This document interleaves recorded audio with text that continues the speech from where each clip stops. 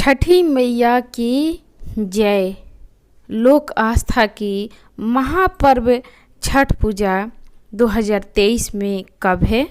छठ का पर्व कार्तिक माह के शुक्ल पक्ष की चतुर्थी तिथि पर नहाय खाए से शुरू होता है और पंचमी को खरना, षष्ठी को डूबते हुए सूर्य को अर्घ्य और सप्तमी को उगते हुए सूर्य को जल अर्पित कर व्रत को संपन्न किया जाता है।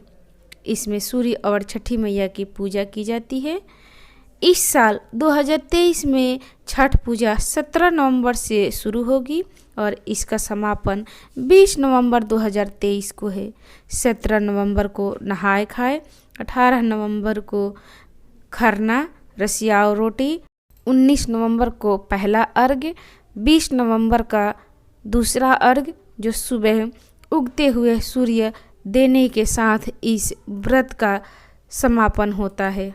छठ पूजा में व्रत रखकर सूर्य छठी मैया की उपासना करने से संतान पर कभी कष्ट नहीं आता।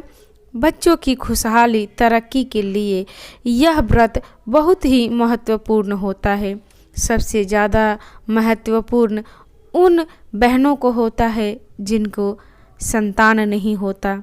छठ पूजा की नहाय खाए की परंपरा में बरती नदी में स्नान कर साफ सुथरा वस्त्र धारण करती है। जहाँ नदी नहीं है वहाँ पर पानी में गंगा जल डालकर स्नान किया जाता है और दाल, चावल और घी की सब्जी बनाई जाती है।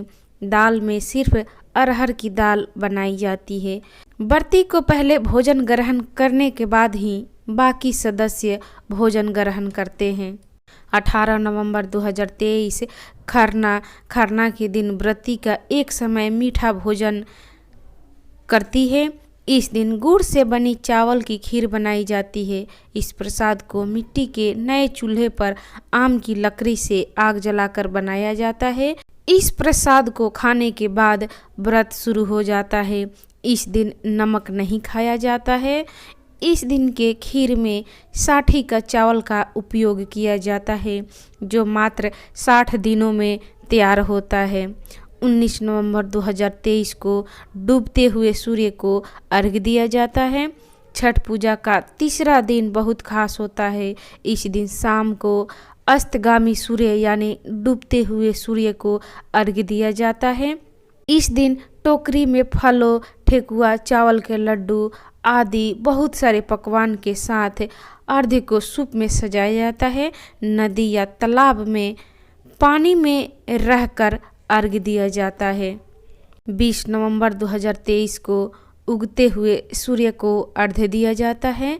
चौथे दिन उगते हुए सूर्य को अर्घ्य देते हैं।